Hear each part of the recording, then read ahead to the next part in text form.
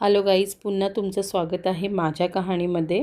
लग्नाच्या आधी आम्ही मुलाचं घर पाहायला गेलो तेव्हा माझे सासरे आम्हाला सांगत होते, आमच्या मोठ्या मुलाचं स्वतःचं विद्याविहारला घर आहे आणि हे घर ह्या मुलाचं आहे, जो तुमच्या मुलीचा होणारा नवरा, आणि आम्ही दोघे नवरा बायको गावी राहतो आणि आमचा छोटा मुलगा यांच्यामध्ये राहील, म्हणजे मुंबईच्या घरामध्ये। ह्या सगळ्या गोष्टी खोट्या सांगितल्या आम्हाला।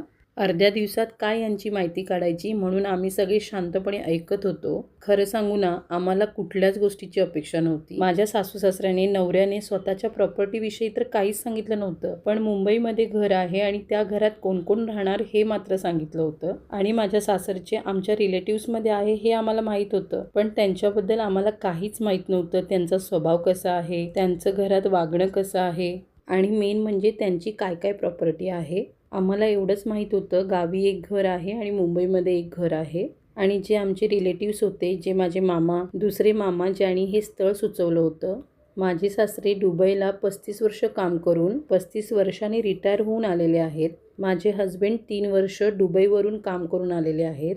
हे काहीच आम्हाला माहीत नव्हतं। आणि आमच्या लग्नाला ज्यांनी स्थळ आणलं ते सगळे रिलेटिव्स आम्हा सगळ्यांना चांगले ओळखत होते। माझ्या आईला पर्सनली मला खूप चांगले ओळखत होते, मी काय आहे आणि कशी आहे, माझा स्वभाव कसा आहे, कारण मी लहानपणापासून त्यांच्यामध्ये मोठी झाली होती, त्यांच्या इथेच अभ्यास करायची। आणि आमचे पप्पा नसल्यामुळे त्यांना असं वाटायचं की एखादी गरिबाची मुलगी पैसेवाल्यांच्या घरी गेली तर तिचं खूप चांगलं होईल, अशाच विचारांनी त्यांनी माझं लग्न ठरवलं होतं। पण खरं सांगू ना, मला जर माहीत असतं माझे सासू सासरे आणि माझा नवरा एवढा पैसेवाला आहे तर मी नक्कीच त्याला नाहीच सांगितलं असतं लग्नासाठी, कारण मला एक गरीब मुलगा चालला असता, त्याचं घराणं गरीब आहे तेही चाललं असतं। पण माणसाचा चांगला स्वभाव माझ्यासाठी खूप मॅटर करतो। माणसाला माणुसकी असली पाहिजे आणि माणूस म्हणून जगता आलं पाहिजे, हेच चांगल्या माणसाचं एक डेफिनेशन आहे, असे माझे आणि माझ्या घरातल्यांचे विचार आहेत।